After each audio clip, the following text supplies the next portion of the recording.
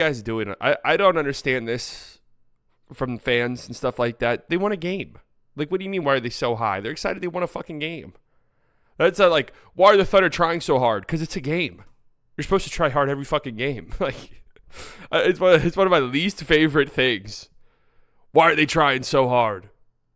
Because they want to win? If I had to guess? Yeah, if the Mavs beat them, we'd be annoying as shit. Why are people so hurt losing to one of the best teams in the NBA? Yeah, so the Thunder beat the Mavericks 118 to 104. They ruined the Mavs Cup run has come to a conclusion. And this was a game that was dominated by the Oklahoma City Thunder. It was a 3-point game at the half. It did not feel like that at all. You know, the Thunder dominated the first half. It was the first half that was plagued by turnovers for the Mavericks, a problem that has become increasingly more concerning over time for this team. And last night it reared its ugly head in a bad way. The Mavericks just, obviously, this is a Thunder team that forces more turnovers than anybody. There's an insane stat right now that you should keep an eye on because it would be historic if it were to happen, if it were to finish and hold. That is, the Thunder force more steals than they turn the ball over. It's never happened in the history of the league. Never has a team done that. So that's just something to monitor. I mean, it's insane what they do. They're so active defensively. They put so much pressure on the ball. They're so good in passing lanes. They're so good in help. You get the ball in the middle of the floor, which is what they want to do. They play high. They play at the level of screens. They blitz. They trap. They double. They force you to move the ball around. And they're everywhere defensively. So your passes have to be crisp. They got to be quick. You have to be strong with the basketball. And last night, the Mavericks were not that. And that was the game. I mean, we can talk about Luka's performance and some of these other guys' performances, and I guess we will. But that was the game right there. 11 first-half turnovers for the Mavericks. This is a team that has averaged about 12 turnovers a game in recent years. So to get 11 in the first half definitely is not what you want. And the Thunder had, 36 points off of turnovers in this game. So there you go. I mean, there's your game. The Thunder had 21 more shots than you did. 21 more shots than the Dallas Mavericks. That's how you lose. The Mavericks gave up 17 offensive rebounds. That can't happen. The Mavericks won this series last year due in large part to their rebounding, their effort on the boards, the fact that they were just a bigger basketball team than this Oklahoma City Thunder team, and they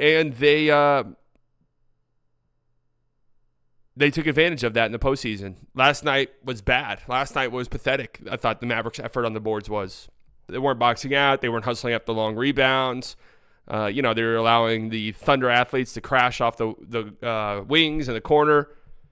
And yes, definitely having Hardenstein helps. Hardenstein had 5 offensive rebounds last night for them. But I mean, Cason Wallace is a 6'3" guard. He had 4.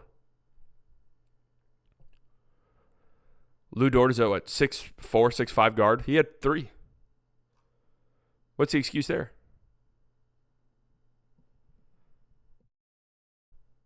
What's the excuse there? As a Mavs fan, OKC played beautiful basketball. Yeah, they did. The Thunder played a really good game, and the Mavericks did not. I mean, they didn't match their intensity. I talked about it a second ago where it's like, the Thunder were trying so hard. Well, yeah. That's what they do. That's why they're 19-5. They play hard as fuck. Everybody on their roster, they play good basketball. If you come out and you play, bad basketball, you're going to have a tough time against this team. Like, yeah, they play hard. Yes, they do. They try hard. There you go. That is what they do. OKC's beautiful basketball is just fouling, but they don't, though. They play physically. The Mavs play physically defensively. I want you to know that. I want you to know that the Thunder people that I follow, my mutuals, and I thought that this was a little lame, but they were upset with the officiating last night. I want you to know the Mavericks play a very aggressive brand of basketball defensively as well. Lou Dort is stronger than everybody we have besides Lively and Luka. It's crazy how good they are in the future they still have with picks. Yeah, it is absolutely insane. Yeah, I did think, what's the guy's name? Royce Lewis. I didn't realize that guy fucking worked for the team.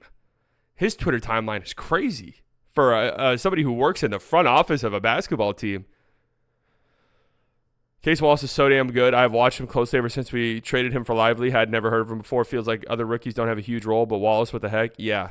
Yeah, Case Wallace has been good. I mean, up and down their roster.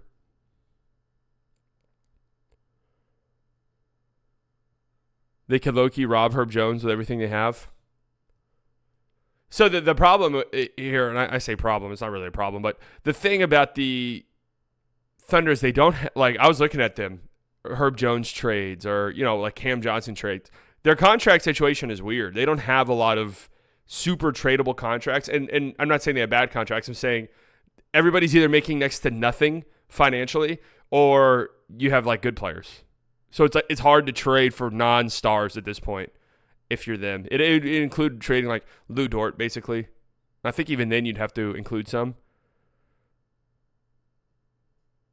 The point is we could have won the game if we played with our high intensity and picked up SGA full court. Yeah, I mean, I didn't love the way the Mavs played last night, full stop. I mean, they missed some shots. They shot really poorly from the field, turned the ball over a ton. I'm sorry, they shot 47% from the field, but second half they just got clamped defensively. And Luka obviously was 5 of 15. He had more turnovers than made buckets. Like, that was not a good Luka game. Kyrie 7 of 14. Would have liked to see him just get going more, but beyond that, just the turnovers I thought were piss poor. And I was mentioning it last night. They got punched in the mouth and they weren't really ready for it. Paul at the 5. Mavs lost a single game in December. Trade it all for Butler. They should trade it, Paul. They should rebuild. They should tear it down and rebuild around Jimmy Butler. 35-year-old Jimmy Butler. We got a solid 6-month window there.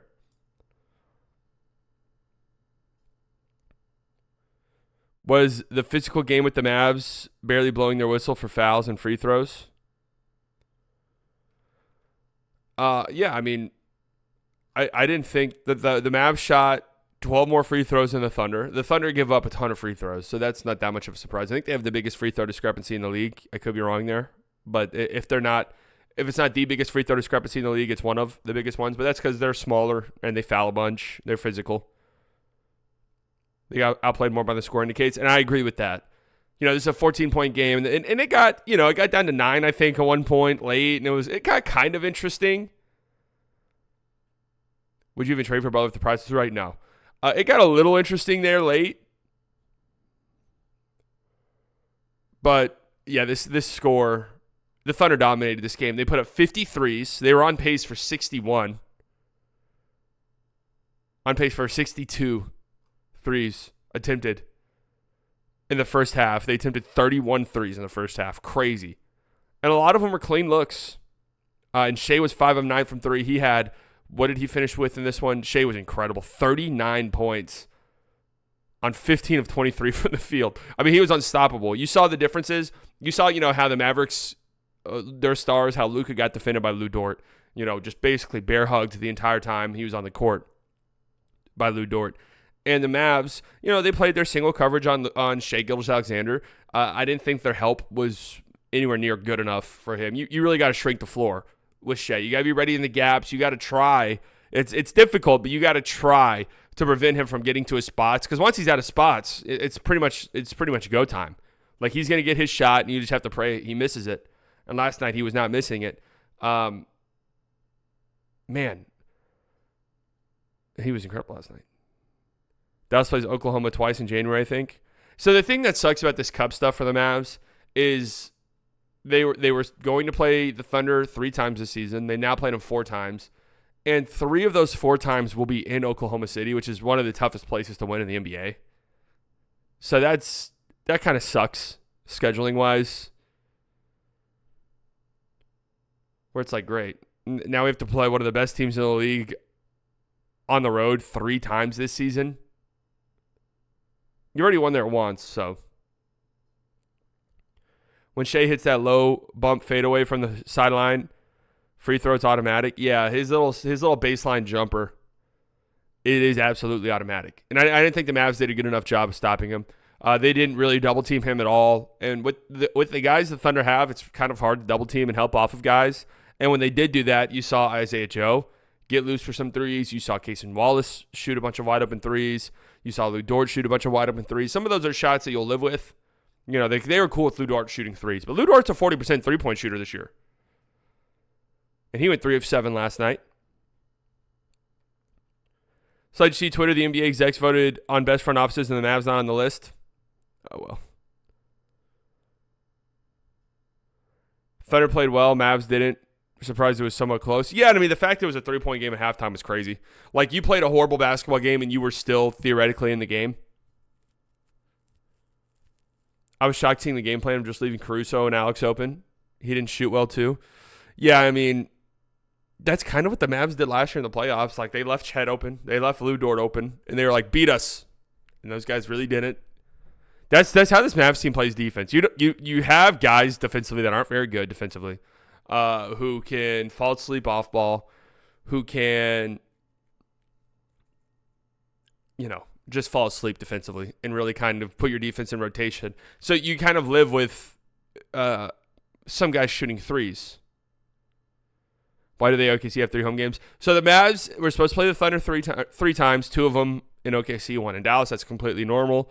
But because this Cup game, the way that it was, the Thunder were the higher seed, so they got to host the game. The Mavericks got the Thunder, and they had to play in OKC. So now you have 3 games on the road against the Thunder this season. It's tough. That's tough. Caruso of Alex.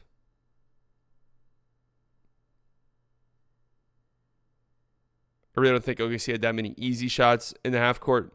It felt the Mavs played better in the second half in a lot of ways, but just still not good enough. In the fourth quarter, I guess I should say.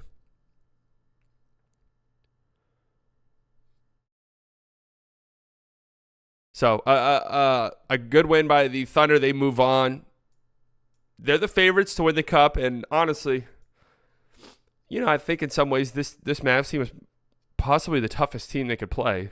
And they kind of took care of business there. So, do you think Chet has a bigger impact on the team than PJ?